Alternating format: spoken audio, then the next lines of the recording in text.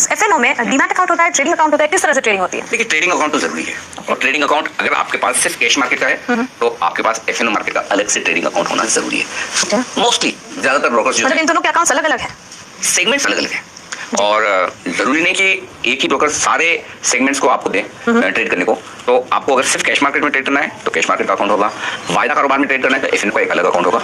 Trading account आमतौर पर आप दोनों ही तरह के ट्रेडिंग अकाउंट एक ही ब्रोकर से खुलवा सकते हैं, वो कोई दिक्कत की बात नहीं। हाँ, एक फर्क है और फर्क वो ये है कि अगर आप कैश मार्केट में ट्रेड कर रहे हैं तो आपके लिए जरूरी है कि आपके पास डीमैट अकाउंट हो, लेकिन अगर आप एफएनओ में ही ट्रेड करना चाहते हैं तो डीमैट अकाउंट की जरूरत बिल्कुल नहीं है।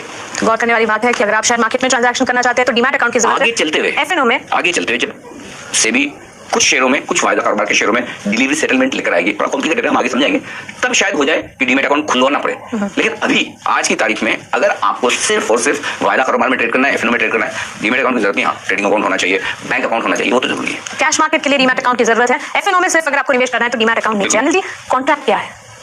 Contract agreement, simple. अच्छा, तो अगर फ्यूचर एंड ऑप्शंस की बात करें, वायदा बाजार की बात करें, उसमें कॉन्ट्रैक्ट लेना पड़ता है। कॉन्ट्रैक्ट तो बड़े महंगे होते हैं। हाँ, ठीक होते हैं और कॉन्ट्रैक्ट का नाम सुनते ऐसा लगता है कि हम कोई बड़ा काम करने जा रहे हैं, है ना? वैसे ऐसा है नहीं, सिंपल। कॉन्ट्रैक्ट का मतलब क्या है? जब आप कैश मार्केट में ट्रेड करते हैं, इन्वेस्ट करते हैं, तो आप एक एक शेयर में ट्रेड कर सकते हैं, एक शेयर खरीदा, एक शेयर बेचा। लेकिन वायदा कारोबार में शेयर एक एक ट्रेड नहीं होता, कॉन्ट्रैक्ट ट्रेड होता है, जिसे आमतौर पर आप ये कह सकते हैं कि अलग अलग सीरीज के कॉन्ट्रैक्ट होते हैं। अब आपका सवाल ये भी आएगा कि सीरीज क्या है? हाँ, तो जैसे हर वक्त वायदा कारोबार में किसी भी स्टॉक में 3 सीरीज चालू रहती है, इस महीने की सीरीज, अगले महीने की सीरीज और उसके अगले महीने की सीरीज। अच्छा, मतलब अगर ये मई चल रहा है तो मई, जून, जुलाई, तो हम मई को कहते हैं करंट मंथ सीरीज, तो करंट मंथ कॉन्ट्रैक्ट हो गया। जून को कहेंगे हम next month series, next month contract हो गया। और जुलाई को कहेंगे हम फार मंथ सीरीज, यानी कि तीसरे महीने का कॉन्ट्रैक्ट हो गया।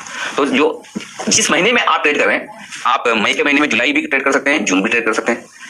तो जो महीने का आप जिस सीरीज का आप ट्रेड कर रहे हैं उसको आप कॉन्ट्रैक्ट कहते हैं कि मैं मई का कॉन्ट्रैक्ट ट्रेड कर रहा हूँ, जून का कॉन्ट्रैक्ट ट्रेड कर रहा हूँ, जुलाई का कॉन्ट्रैक्ट ट्रेड कर रहा हूँ। अच्छा। तो सीरीज और कॉन्ट्रैक्ट कमोबेश एक ही बात है। अच्छा, तो ये कॉन्ट्रैक्ट में कितने शेयर्स होते हैं? हाँ, अब हर एक कॉन्ट्रैक्ट में आपको जब ट्रेड करना होता है तो वो लॉट्स में ट्रेड करना होता है। लॉट्स, उसको लॉट कहते हैं। जी, सुना तो था, लॉट खरीदे, लॉट बेचे। हाँ, तो उसमें ऐसा है कि जैसे आप कैश मार्केट में एक शेयर खरीद सकते हैं, एक बेच सकते हैं, तो वायदा कारोबार में ऐसा नहीं है।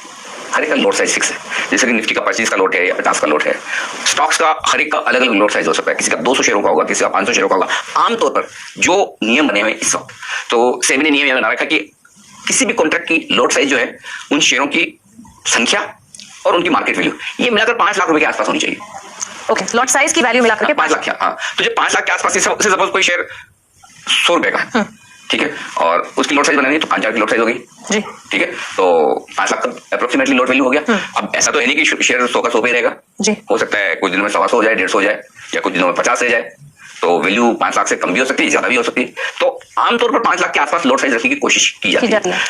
समय समय पर सेबी और एक्सचेंज इसको रिव्यू करते हैं। अगर किसी के वैल्यू बहुत बढ़ गई लॉट की तो उनकी लॉट साइज को थोड़ा छोटा कर दिया जाता है, किसी की बहुत कम हो गई तो थोड़ा बढ़ा दिया जाता है। कुछ शेयर ऐसे हैं जिनकी लॉट साइज 20 से 25,000 की भी है और कुछ शेयर ऐसे हैं जिनकी लॉट साइज सिर्फ 50 की है, तो उनकी वैल्यू ज्यादा होगी, इसलिए लॉट साइज कम है। एग्जैक्टली। और जो निफ्टी फ्यूचर्स हैं या जो बैंक निफ्टी फ्यूचर्स हैं, जो इंडेक्स फ्यूचर्स हैं, उनकी लॉट साइज 25 की भी है, 50 की भी है, तो वो तो आप आराम से 25 में भी ट्रेड कर सकते हैं। बड़े लिक्विड भी होते हैं, आराम से बड़ी संख्या में ट्रेड होते हैं। तो लॉट साइज का मतलब है कि आपको मिनिमम उतनी क्वांटिटी तो खरीदनी और बेचनी है। सपोज रिलायंस का लॉट साइज समझिए 150 शेयर का है, ठीक है। अब रिलायंस का 150 शेयर का लॉट साइज है। अगर आपको कैश में खरीदना हो रिलायंस तो आप 2 शेयर भी खरीद सकते हैं, 5 भी खरीद सकते हैं, लेकिन वायदा कारोबार में खरीदना बेचना है तो मिनिमम 150 खरीदना पड़ेगा, मिनिमम 150 बेचना पड़ेगा। लेकिन वो 150 उतने पैसे देने पड़ेंगे या नहीं? पैसे उतने नहीं देने पड़ते हैं। ये तो वायदा कारोबार है, कैश मार्केट में वायदा कारोबार में यही सबसे बड़ा फर्क है। कैश मार्केट में जितना आप खरीद रहे हो उतना पूरा का पूरा पैसा देना होगा, इसमें सिर्फ और सिर्फ थोड़ा सा मार्जिन देना होता है। इसी वजह से लोग कैश मार्केट के बजाय वायदा कारोबार में ट्रेड करते हैं। लेकिन प्रॉफिट और लॉस जो है वो आपके पूरे कॉन्ट्रैक्ट साइज पर होता है। भले आपने समझिए आपके पास 150 शेयर का लॉट है रिलायंस का, उसकी वैल्यू 14 लाख रुपए है, ठीक है, तो आपसे पूरे 14 लाख नहीं ले जाएंगे अगर आप खरीद रहे हैं तो। सिर्फ मार्जिन, सिर्फ 20%, 15%, 25% अलग अलग मार्जिन होता है, अलग अलग शेयर का वो लिया जाता है। और उसके बाद जो हम आगे थोड़ा विस्तार से मार्जिन बताएंगे, अलग अलग तरह के मार्जिन होते हैं, spend margin, initial margin, mark to market margin और पता नहीं क्या क्या तरह के मार्जिन, ठीक है, मतलब ब्रोकर भी कंफ्यूज है, इतने मार्जिन आते हैं। लेकिन सबसे ज्यादा अहमियत वाला होता है M2M, यानी कि मार्क टू मार्केट लॉस या प्रॉफिट वाला मार्जिन, वो हम आगे बताएंगे। लेकिन इतनी लग रही है कि आपको जब वायदा कारोबार में आप ट्रेड करते हैं फ्यूचर्स में, तो आपको पूरे पैसे नहीं भरने, थोड़े मार्जिन, बस मार्जिन दिया, आपका कॉन्ट्रैक्ट खड़ा हो गया, आपकी पोजीशन ओपन है, जब आपको वापस क्लोज करनी है, आप चाहे तो पहले शॉर्ट भी कर सकते हैं, पहले बेच भी सकते हैं, बाद में खरीद सकते हैं। जरूरी नहीं कि पहले खरीद के ही बेचना है। अगर आपको लगता है कोई शेयर मुझे खराब लग रहा है बेचना, पहले आप बेच सकते हैं। हाँ, खरीदने और बेचने दोनों के लिए मार्जिन बराबर लगेगा। अनिल जी, आपने बोला सिर्फ मार्जिन बना, मेरा मन कर रहा है फ्यूचर ऑप्शंस में एक बार ट्रेड करके हाँ, तो देखने बिल्कुल सही कर रहा है, क्योंकि कम पैसे में बहुत सारा ट्रेड करने का जो मजा है ना, वो सिर्फ और सिर्फ एफएनओ में है। लेकिन इसमें कहीं ना कहीं कोई ऐसी छुपी हुई कड़ी तो होगी, अगर मार्जिन भरना है तो थोड़ा कहीं रिस्क होगा, जहां में ध्यान से मार्जिन कैसे भरने हैं, किस तरह से इसमें एंटर करना है। थोड़ा सा रिस्क नहीं, ढेर सारा है, और ये हम आगे सुनेंगे बहुत ज्यादा बिल्कुल।